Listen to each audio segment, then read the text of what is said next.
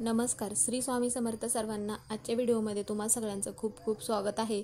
स्वामी तुम्हा सगळ्यांना कायम सुखी ठेवो ही स्वामीचरणी प्रार्थना करते आणि आजच्या व्हिडिओला सुरुवात करते. तर आजचा व्हिडिओ असा आहे की आता उद्या आहे मंगळवार, तर उद्या आहे लक्ष्मीपूजन. आता लक्ष्मीपूजन हा जो दिवस आहे तर दिवाळीमध्ये अत्यंत महत्त्वाचा दिवस मानला जातो. माता लक्ष्मीची पूजा केली जाते कारण की आपल्या घरामध्ये वर्षभर धन कमी पडू नये, माता लक्ष्मीची कृपा आपल्यावरती कायम राहावी, माता लक्ष्मी आपल्या घरावर प्रसन्न व्हावी म्हणून लक्ष्मीपूजन हे केले जाते. तर आता दिवाळीचा जो दिवस आहे तर यामध्ये सगळ्यात महत्त्वाची गोष्ट म्हणजे श्रीराम जे आहेत तर रावणाचा वध करून अयोध्येमध्ये परतले होते, म्हणून मग दीप प्रज्वलित केले जाते. आता आपण बघत असतो की वसुबारस हा जो दिवस आहे त्या दिवसापासून आपण दीप प्रज्वलित केलं जातं. पहिल्या दिवशी वसुबारसच्या दिवशी गाय निवासराची पूजा केली जाते. त्यानंतर धन्वंतरी देवांची पूजा केली जाते, म्हणजे दुसरा दिवस. नरक चतुर्दशीच्या दिवशी अभयंग स्नान केले जाते. त्याचप्रमाणे मग काय होतं की ज्या ठिकाणी आपण बघत असतो की आपल्या घरामध्ये सतत कोणत्या ना कोणत्या अडचणी निर्माण होत असतात, म्हणून मग आपल्या घरातील धन दौलत वाढावे म्हणून लक्ष्मीपूजन हे केले जाते. तर आपल्या घरातील धन कमी होऊ नये, कधीच वाढावे म्हणून या दिवशी मग लक्ष्मीपूजन करण्याला अत्यंत महत्त्व दिले जाते. तर त्याचप्रमाणे आपल्या घरामध्ये जे धन आहे तर असे नाही की पैसा असेल तर धन मानले जाते, तर नाही. आपल्या घरामधील लहान मुलं असतील म्हणा किंवा आपल्या घरातील ज्या काही गायी असतील, आता प्रत्येकाच्या घरी गाय असेलच असे नाही, तर ती सुद्धा आपली एक मोठी धनदौलत मानली जाते. म्हणून मग आपल्याला काय करायचं आहे, लक्ष्मीपूजनच्या दिवशी गाईला एक वस्तू खायला द्यायची आहे. आता गायीमध्ये 33 कोटी देवी देवतांचा वास असतो हे तर सगळ्यांना माहितीच आहे. म्हणून आपल्या घरातील गरिबी दूर व्हावी, सगळ्या देवी देवतांचा आशीर्वाद आपल्याला मिळावा, आपली कोणतीही कठीण इच्छा असेल ती इच्छा पूर्ण व्हावी म्हणून आपल्याला गाईला ही एक वस्तू खाऊ घालण्याला अत्यंत महत्त्व दिले जाते. तर ती कोणती वस्तू खाऊ घालायची आहे त्याबद्दलचीच माहिती आपण आजच्या व्हिडिओमध्ये घेणार आहोत. व्हिडिओ शेवटपर्यंत बघा म्हणजे ही माहिती तुम्हाला पूर्णपणे समजेल. व्हिडिओ आवडला तर व्हिडिओला लाईक करा, चॅनलवर नवीन असाल तर सबस्क्राईब करा. आता आपण गाईला बघतच असतो की प्राचीन काळापासून हिंदू लोक जे आहेत तर गाईला पवित्र मानत असतात. आता गाईच्या ठिकाणी 33 कोटी देव असतात असे मानले जाते, म्हणून मग तिला गोमाता म्हणत असतात. मग गाईची पूजा केली जाते. आता श्रीकृष्णाने तर स्वतःला गोपाल म्हणून घेतलं. आता आपण अनेक प्रसंगी दान करत असतो, तर त्यामध्ये गोदान हे सर्वश्रेष्ठ दान मानले जाते. आता ज्याच्या घरी गाय तेथे विठ्ठलाचे पाय असे संत तुकाराम महाराज तर म्हणायचे. तसेच मग श्री स्वामी समर्थ यांच्या जे सेवेमध्ये आपण पंचगव्य यांचा अधिक भर दिला जातो. आता पंचगव्य म्हणजे कशाचा भर दिला जातो नक्की, तर गायीपासून जे गव्य आणि गाय याचा अर्थ असा होतो की गायीपासून 5 वस्तू, म्हणजेच त्यामध्ये गायीचं दूध आलं, गायीचं दही, गायीचं तूप आणि गायीचं शेण आणि गायीचं गोमूत्र, याला मग आपण पंचगाव्य असे म्हटले जाते. आता आपल्या घरामध्ये लक्ष्मीचे आगमन व्हावे म्हणून आपण वसुबारस या दिवशी तर गायीची पूजा केली. आता ज्यांच्याकडे गायीची मूर्ती नसेल देवघरात त्यांनी मग गायीची मूर्ती पण विकत आणली असेल. त्याचप्रमाणे म्हणूनच मग आपल्याला असे नाही की वसुबारसच्या दिवशी आपण गायीची सेवा करायची आणि इतर दिवशी गायीला सेवा करायची नाही. तर दररोजच आपल्याला गायीची सेवा करायची आहे. पण जे विशेष दिवस असतात, विशेष तिथी असतात त्या दिवशी तर आवर्जून आपल्याला गायीची सेवा करायची आहे आणि गायीची पूजा पण करायची आहे.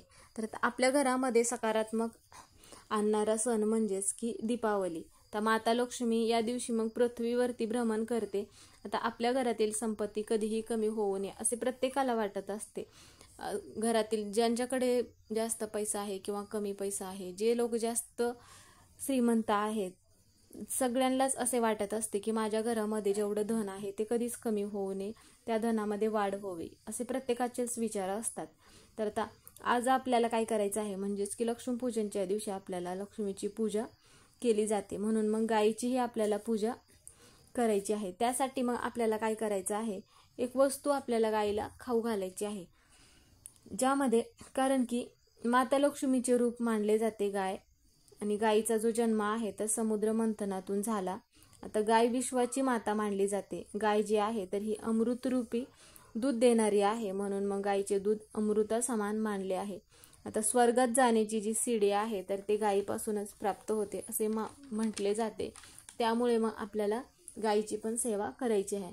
आता जो मनुष्य आहे, आता जो एखादा व्यक्ती आहे तो जर त्याचा हाताचा जर स्पर्श करून गाईला जर प्रदक्षिणा घातला, म्हणजेच की गाईला स्पर्श करून प्रदक्षिणा घातल्या, तर मग त्या व्यक्तीला तीर्थ ठिकाणी स्नान केल्याचं मग पुण्य मिळत असतं. त्यामुळे मग या दिवशी गाईची पूजा करण्याला तर अत्यंत महत्त्व दिले जाते. त्यामुळे जरी तुमच्या घरी गाय नसेल तरी पण तुम्ही घरी देवघरात जी मूर्ती आहे त्या मूर्तीची पूजा करू शकता. किंवा मग तुमच्या तिथे जवळपास कुठे गाईची म्हणजेच की गोशाळा असेल तर तिथे जाऊन पण तुम्ही मग गोशाळेमध्ये पण पूजा करू शकता. किंवा जवळपास एखाद्या तुमच्या आजूबाजूच्या ठिकाणी गाय असेल तर तिथे पण तुम्ही गाईला ही वस्तू खाऊ घालू शकता किंवा गाईची पूजा करायची आहे. पण आता त्या व्यक्तीला म्हणजेच की ज्या दिवशी आपण गाईची पूजा करण्याला महत्त्व दिले जाते, तर गाईची पूजा आपण जर केली तर मग आजच्या दिवशी आपल्याला कोणत्याही कामामध्ये जर अडचणी येत असतील किंवा आपलं एखादं महत्त्वाचं काम आहे, खूप दिवस झाला प्रयत्न करतोय पण ते काम पूर्ण होत नाही, किंवा तुमची कोणतीही कठीण इच्छा आहे ती पूर्ण होत नसेल, तर मग तुम्ही हा उपाय केला तर तुमची जी इच्छा असेल ती इच्छा पण पूर्ण होते.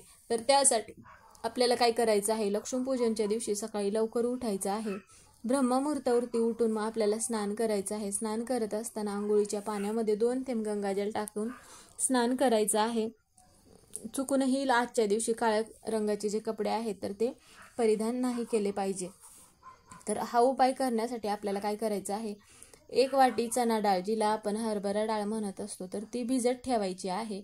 आणि ती भिजवलेली डाळ जी आहे तर 1 प्लेट घ्यायचं आहे किंवा 1 ताट घ्यायचं आहे. तुम्ही त्या ताटामध्ये ही डाळ घ्यायची आहे आणि त्यावरती 1 गुळाचा खडा ठेवायचा आहे. आता सायंकाळी या वस्तू घेऊन तुम्ही मग जिथे कुठे गाय असेल तर तिथे गेलात तरी हरकत नाही, किंवा मग तुम्ही दिवसभरातून कधीही हा उपाय करू शकता.